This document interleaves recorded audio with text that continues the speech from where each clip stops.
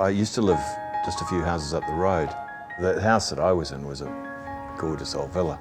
And I was doing the gardening in the front yard, and these two delightful old ladies came wandering up the road, and they said, "Oh, what a lovely house, and how's the gardening going?"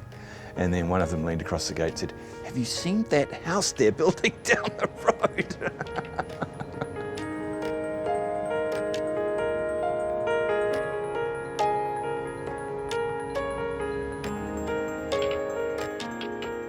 You could argue that Andrew's the closest thing that we have to a star architect in New Zealand. You know, someone whose architecture is kind of deliberately kind of flamboyant and splashy, and not seeing that kind of reference to the kind of genealogies of New Zealand architecture, of the whare, of the woolshed, all of that stuff. There's an amount of freedom that comes with that, of not needing to fit in, of not needing to kind of conform.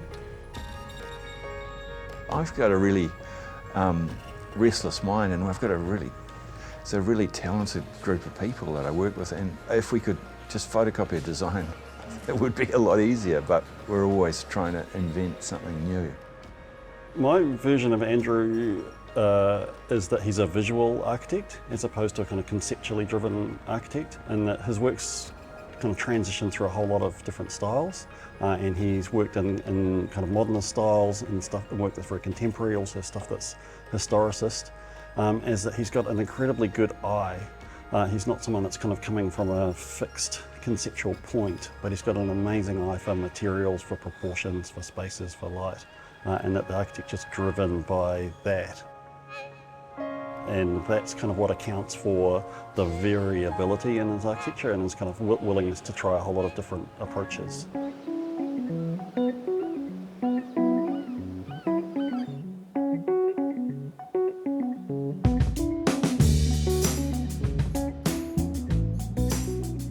I've learned always to design coastal houses from the water. Yeah. So sometimes that involves swimming out.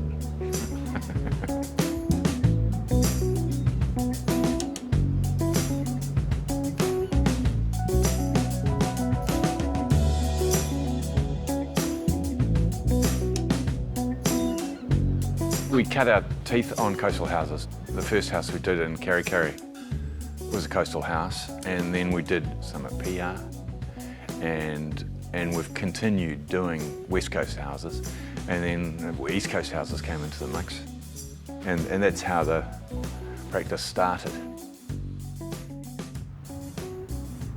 I was trying to think about how we could do buildings in New Zealand which are more New Zealand, rather than just push New Zealand down the route of being like everywhere else. So this was an attempt to find something that's uniquely New Zealand. So it's a sky building, and it was unusual because it was a car park that was going to have a bit of office on the top. The whole plan of the building is the same as the tablecloth pattern, so the whole building's a parallelogram. Oh, yeah. So you notice the courtyard is a parallelogram. Yeah. Yeah. And the shape of the site is a parallelogram, and the pattern's a parallelogram, and even the spaces are parallelograms. I got a little bit obsessed with parallelograms. Because of the buildings have such a strong presence and have a kind of unique use of materials, I mean, it's pretty easy to look at lots of buildings and think, oh, you could turn that quite easily into a logo for the organisation that occupies it.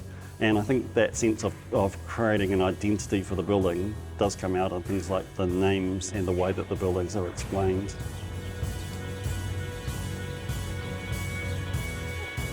I'll tell you where the name came from. It came from Gotham City, the Axis factory in Gotham City, because it was a time that we wanted to invent a new history for the buildings that's slightly more exciting than the history that it had.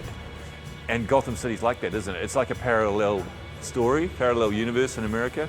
It's just, it's America, but it's America with superheroes. We designed it for a shootout, actually. The Joker can climb up this ladder and leap over the wall, and Batman can, swing around here. So you can actually, have a gangster chase right around the whole building. Was this in your presentation to the client? No, I don't. I think we might have missed that detail.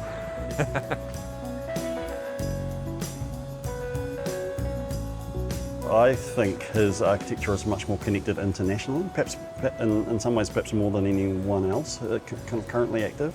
One of the things that's characteristic about contemporary architecture is almost a kind of home run approach. You know, you develop a building, you make a kind of great project, and then the next time you sit down to make a project, you start again from the beginning. I think Andrew's one of the kind of key people in New Zealand who's adopting that approach, which I think of as one of the kind of hallmarks of contemporary architecture internationally.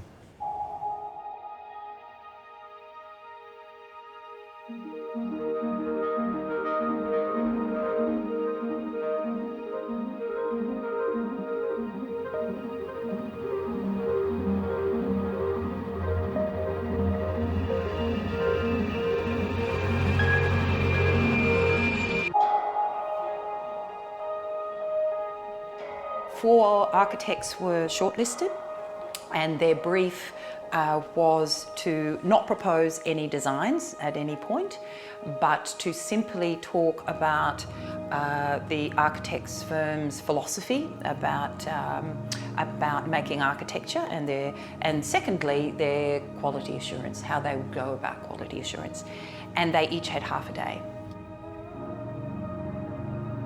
At the end of the meeting, the last architect left, and Sir Miles Warren turned to the panel and just said, "There was one architect in the room, it's Andrew, I'm going home."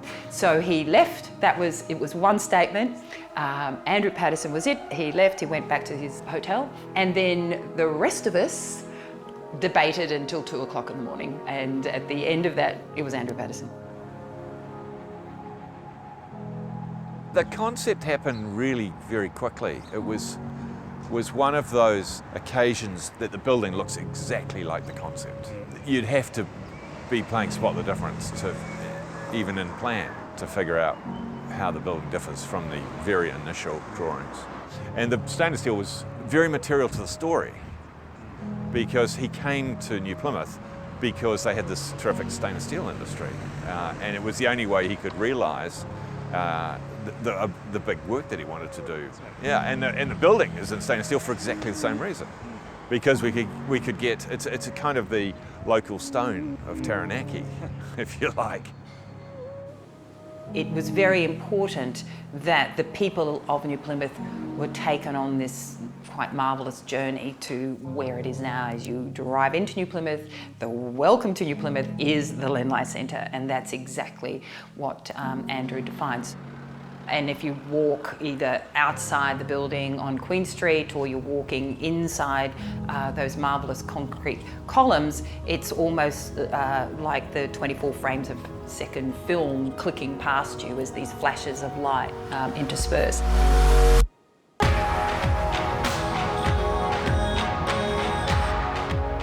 I think what I'm most pleased about is, until the last 100 years, of course, classicism's been this whole genre in architecture, hasn't it? I was just so delighted to do a kind of a new take on it. It's quite hard to do a new take on something that's been done and done again. I remember we showed it to the then Arts Minister, Christopher Finlayson. I showed him the brochure and he said, "But Rana, this is world class." And you know, we never use the word world class, do we? But he hit it.